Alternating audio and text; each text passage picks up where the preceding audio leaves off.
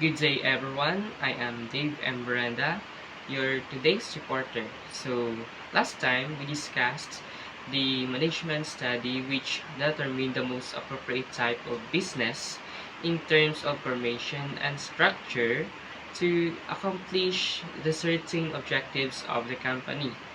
So, today we will be continuing the discussions of management study which is the leave of absence policy.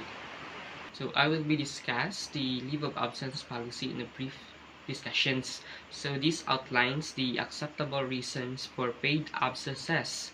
So this policy ensures clarity and fairness in managing absence. So establishing a leave of absence policy provides its clear framework for employees to understand their entitlements and their process to follow. So, for example, we have vacation leave, sick leave, maternity leave. Okay, so we have the vacation leave. So, vacation leave consists only 14 days per year and it must be consumed by an individual for his or her relaxations, rest, and to restore his or her energy. So it must be 5 days before the planned date of abscess. So, ma-process kita sa atong vacation leave dapat um, before kita sa aton nga planned date. For example, ma-file kita sa December 15. So, before December 15, mapasa na kita sa aton HR sang papers which anong date na is December 10. So, December 10 pa lang pasa na kita sa HR para hindi kita magdululungan pa sa kung sino pa may leave. So, next we have the sick leave. So, sick leave also consists 2 to 3 days of healing without losing a salary payment. So that includes the medical certificate, maternity leave. So it will take 3 months with paid absences for 90 days. Also, we have the paternity leave, which also consists of 30 days for the support of his or her families. So it is implemented for ensuring the employees have the necessary support for personal, medical, and familial needs. So it also underscores the company's commitment to the employees' well-being while maintaining operational effectiveness. So taking care of your employees' needs not only for the morale but also enhances productivity and loyalty. So next slide, we have the Employee Code of Conduct. Employee Code of Conduct is a crucial document that outlines the expected behavior of employees within the company's premises. So establishing a rule of conduct ensures employees understand the company's values and behavioral expectations, creating a professional and respectful workplace culture. It also protects your organization's reputations or your company's or business reputations. So, in other words, employee code of conduct is a proper culture, proper attire of the business or how are we going to dress up, how are we going to behave in a certain company kung sa diin it applies the moral of a person or because for example is we have a meeting with the investor, so how are we going to dress up, like we are going to have the um, dress like a casual, formal, or street dress. So of course, we are going to dress like a formal person because it's our investors. So investors is a big persons behind the company's operations. So those are we need to perform the professionalism, of course, because it also nakasalalay sa aton ang reputations of the company or paano sila mag-invest sa ating company. We also have integrity. We need to respect also and representations of ourselves and customers interaction. So customers or how are we going to deal with them? How are we going to interact with them? So hindi man ta pagkapagusto no it um, by pamayoon because we are hawid kita sa aton company. So we are going to dress like formal gid or casual. So business must be punctual and also must be the employees. So employees have the uniformity that was give by the company. Employees must follow the rules and regulations of the company. So before that, guys, before we are going to proceed or we are going to have the interview of the HR, so dira na nila ginalatag ang what are the rules and regulations of the company or the business rather. So muna na siya guys. So dasig mo lang if we are going to put it in mind that employee code of conduct ensures the company's or the business reputation. So next slide, we have the performance matrix is an essential tools for measuring employees' effectiveness and efficiency.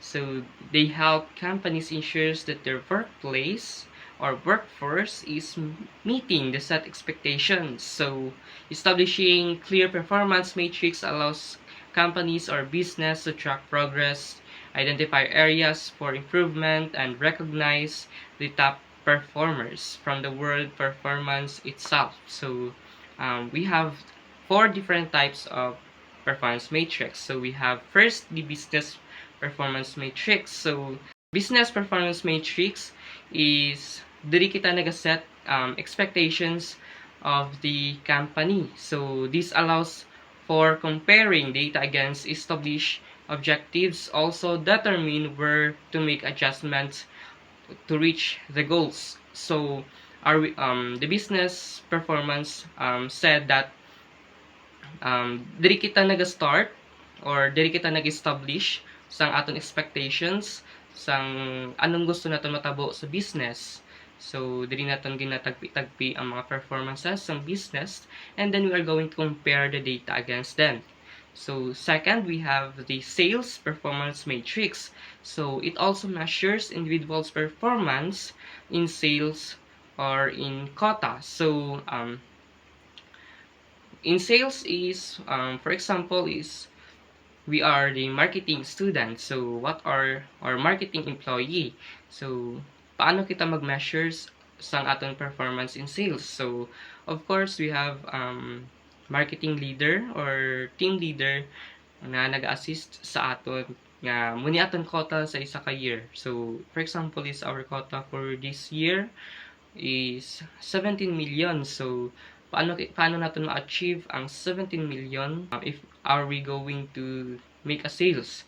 So of course, damo kita pa maagi mag-sales, mayroon kita mga quota for a day or for a month. We have different quotas kung ara kita sa ating workplace. So also we also have the project management performance matrix. So it also ensures the effectiveness of the project in the insightful of the process volume of the employee. So project management encompasses a wide range approach kay diri naton kita paano naton balai i-start ang isa ka proyekto. Third types of performance matrix, we have the project management performance matrix. So it also measures the expectations of the project, so or also the effectiveness of the project. So this insight how the project will be completed. So dili naton guys makitaan naton nga ang project kali mo ni. So paano naton siya kompleton? So from business to sales to project management, so dili lang kita tagpi lang kita sila data. So anong gusto sa project management dito makadto sa business performance matrix. So from project management going to sales, from sales going to management. Also sinunadayon sila ang nagasawo. The last one is the employees performance matrix. So These assess employees' productivity and efficient in real main objectives of overall growth of the business. So, employee gid siya ang pinakadako nga the number one nga magpakadako sang isa ka business, sang isa ka kung paano sila mag-sales. So, from employees, from the project management to sales to business performance. So, first gid ya ang mauna gid japon ang business performance before ang employee. So, it's because ang employee sila ang nagapangita paagi no para maging mapag-on or ma-achieve ang goals sa isa ka business. How to check measures and benchmarks of the performance matrix of or the employee. So we have 4 steps. We have first to define matrix and data sources. So when evaluating your processes, it is important to choose matrix that are SMART or acronym of SMART. It is specific, measurable, achievable, realistic, and time bound. So for examples of matrix include efficiency metrics that measure the use of resources like time, cost, quality, and productivity of the business. So effectiveness matrix that measures the volume delivered to customers, compliance matrix that measures adherence to standards, and innovations matrix that measures creativity, learning, and improvement. So additionally, you should define where you will get the data for your metrics. For these possible sources includes surveys. Of course, we need the surveys, their feedbacks, their reports, their audits. Of course, this is very important. So, and analytics and benchmarks. Step 2 is choosing your benchmark methods and partners. So, the second step is choosing kung ano gid ang imo gusto nga benchmark and kung sino yung mga skilled partners. So, benchmarking is comparing matrix with top performing, for example, top performing business in the city. So, for example, na lang sina ang atong top performing, for example, abi mga coffee shops, no? Kay daw gina sila per me. So, we're choosing the compare of the metrics for the top performing coffee shops in the Ras City. So, we also need to compare their processes like order taking, delivery times, with quick service na yun sa mga passerbys. So, benchmarking partners, we have to join the local business associations to network and gather industry insights. We also have to consult the market research firm to access competitor data and industrial trends. Also, we need to have the online platforms like Google, Mozzarella Fox, and others, so that we ensure customers' feedbacks for the competitors. So step 3 guys is super easy. We just need to analyze and interpret your benchmarking results. So we must identify the gaps of the certain business. Kag tapos naton ma-identify na ila gap analysis, we need to include or to start sang ilang SWOT analysis or PESTEL analysis. So SWOT, we are already familiar man na.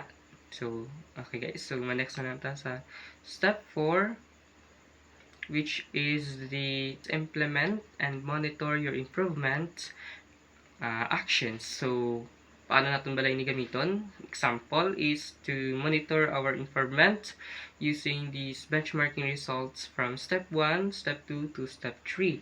So these results, we are going to set it in a realistic goals and targets and assigns and responsibilities. So for example na lang niya is ang goals sa isa ka business. So, for example, ang goal is to have the achieve nato no i-achieve ang ang muni nga standards ng company. So amo ni kita sa company dapat mo natin ma-set sa goals. So we need to have the action plan for it. Siyempre, of course, we need to train our staff in a quick service techniques. Kay diri aton staff silang sa aton mga silang nagapanguna gid nga mag sila gid ang nagapanguna nga mag-start sa aton mga customers, magpangita sa aton customers. Also, we need to invest in a point of sales system in a speed up payments. So familiar naman kita sa inyong speed up points. Point of sales, point of sales kay natakal naman ni naton kay Mang Val.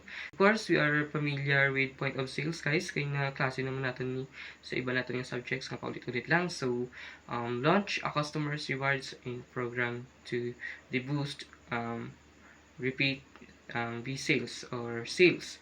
So, of course guys, after we going to implement, we are going to have the monitoring of the business. Kung na-achieve man naton ang goals ng isa ka business or na-achieve man naton bala ang performance matrix ng isa ka employee. So dira naton ma-check tanan from step 1, step 2 to step 3 to step 4 nga ma-determine naton nga siya gid ang top performing business or employees of the year.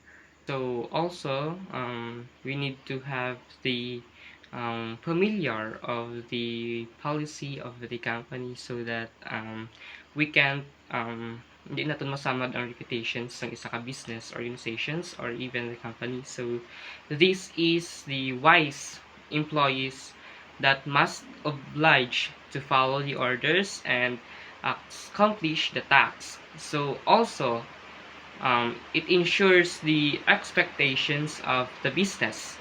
It also shows also employees must be punctual, and also the business have the uniformity. So the next slide is the grievances. This section guys is vital as it delineates behaviors that the business firmly opposes and prohibits. So it outlines the um, it outlines the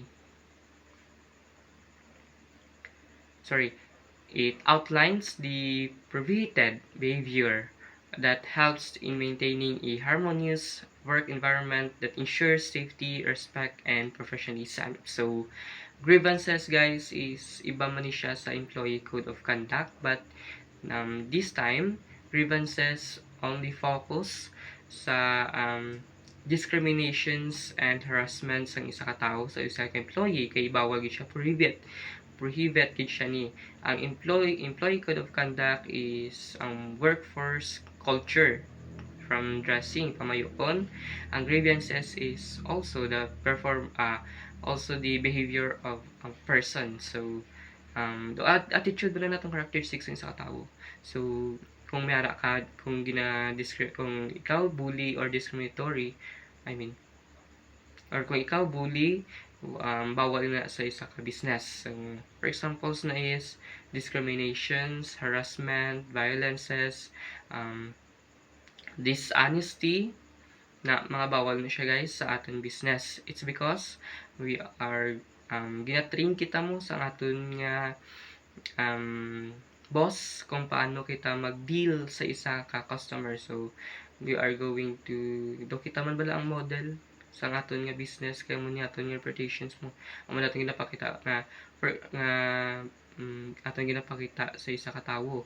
Kay kung sample, kung ang isa ka tawo, kung isa ka customers kalain ka mag-approach sa iya, so ginadaskalan mo siya, so masira ang reputasyon sa isa ka business.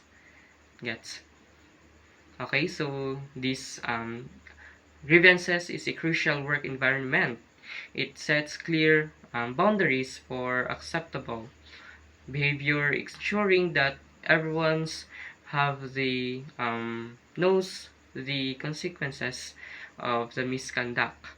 So this may cause delays, leading to slow growth of the business and poor performances. So guys, tandaan nyo gid ang behavior nga hindi dapat pwede sa isa ka company because um, ginadalata ang isa ka ang reputation or ang ngalan sang company, so we must act like formal. Okay, so that's it. That ends for my report. Thank you so much for listening. Good day, everyone. I am Paula Jabolante, and I am the last reporter of this group 5 about a management study. And here is my first topic: disciplinary actions. So this is the part where it lists down the potential corrective measures of the company in case an employee commits an act against company policy. So this is ang part na ginabutang kung din pwede kung makasala ang isa ka employee, dira ibutang kung ano iya consequences. For example, pwede sa first of, may ara kita ng tatlo ka offense, which is first, second, and third offense. Sa first offense, pwede tayo palampasan lang anay ang ginubra. Next is second offense naman, for example, nakapangawat yan ang employee, pwede tayo butang sa second offense is ma-penalty siya, bayaran niya yung pangawat, especially kung may evidence man nga nakapangawat ini ang employee nga ini. And the third offense might be fired na ang employee nga ini because naglabag siya sa rules nga agit talaga gimutang tade. So, hindi pwede agad nga magdala siya sa third offense because kinanglan may disciplinary actions sa kita. Next is the call on duty. So, this section shows the schedule of the company and of the employees starting from the opening of the business until the closure for the day. So, this is the part naman sa paper assigned sa mininga oras sa pag-shift. So, example, si employee A, ang shifting niya is 8 a.m. to 1 p.m. Amo na iya shift. So, dala ginakabutang. So, employee B naman, ang shifting niya naman is 11 a.m. to 5 p.m. So, since most of the business is using the business hours, which is 8 a.m. to 5 p.m., pwede man makabutang dire sa may call on duty na ang isang employee or employee C is a whole shift siya, which is from 8 a.m. to 5 p.m. And then, di man ginabutang, di lang basta shifting sang adlaw sang employee ang available nga pwede ibutang diri, pwede taman di ibutang ang sa mga day off, kung ano nga adlaw siya pwede mag-day off, kung ano adlaw siya pwede mag-sick leave, kung pwede nga fix ang weekend na off, since kung example, ang company niya is more on offices, hindi siya example for business gid. More on weekdays lang ga-operate ang business. So, dili man ginabutang kung pila ang business work operation, pila ang business working days, under time or overtime. So, as you can see here at the example, sa same page ko, ang employee should start at 8 a.m. and will take a break from 12 p.m. to 1 p.m. then leave by 4 p.m. on a regular working days, which are from Monday to Friday. Weekends are designated as day offs, as you can see here, with specific days assigned each employee individually. Regarding national holidays, employees are permitted to work if necessary due to business conditions. Next is the salaries and benefits. So these sections provide a comprehensive salary package for the employee, either monthly, annually, or etc., and depends on the status of the employees. So, dahil ginabutang ang how much ang salary sang isa ka employee. So, example, kung regular ka, or full-time work ka, ang imo nga sweldo, and if you are a head manager, as you can see here, example, si head manager is isa lang siya, then iya monthly salary is 10,000, then ang iya annual salary is 120,000, which is because ang 10,000 ging times lang siya sa 12 months. So, pag si part-time naman, pwedeng half lang ang iya payment kay head manager because ang iya time na ginaalat sa work is half.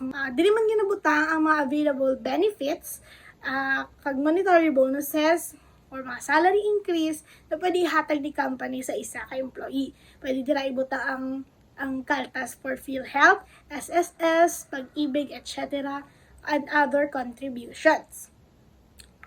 In non-monetary naman, pwede kahatag ang company sa mga hindi lang about sa money. For example, pwede kahatag things like pag may mga Christmas party or mga bonuses, pwede i-include dira nga ang ila ginhatag is phone or laptop nga magamit man ni employee, pwede personally or in business. So as you can see here, there is a table that shows the breakdown of the salaries and benefits that may be appropriate for this section.